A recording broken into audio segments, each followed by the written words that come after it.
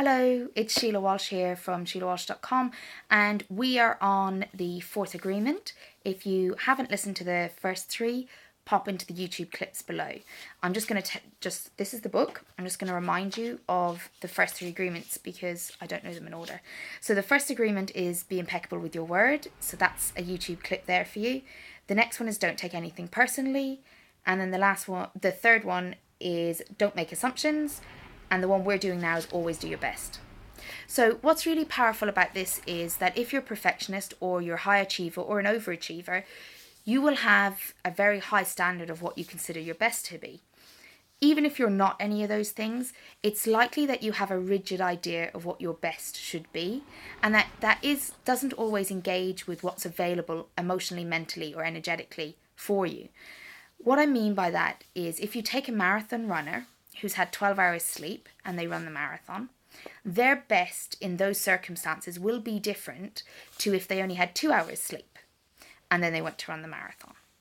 So the point is, in life, in the marathon of life that we're going down, we often keep this rigid best in place, which doesn't allow us to meet the full situation, to meet our full needs, to be more compassionate with ourselves.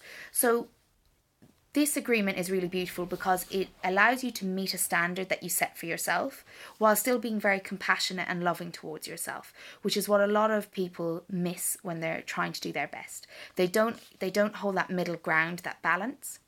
And what I'm going to discuss in the workshop is how always doing your best without the compassion can actually harm you and cause you emotional, mental, and energetic disturbances.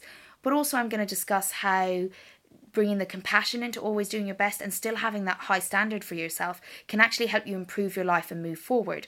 And that's where my coaching techniques are going to come in, because it's going to be about that kind of balance and still progress and moving forward.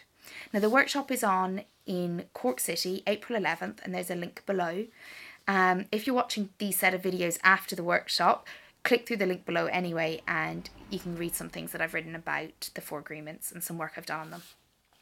So that's my introduction to the 4 agreements. What I would say as an exercise for you to try around always doing your best is I'd like the next time you have a task, I'd like you to list out on one side what you need to do, what the task is, what it requires of you.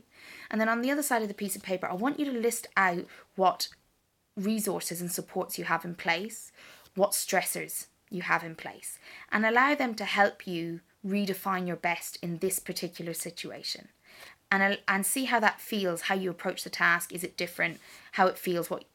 What's different about it using this technique versus just going head first with a rigid what's your best? So I hope that was helpful. I hope to see you at the workshop, and good luck with the 4 agreements. Bye bye.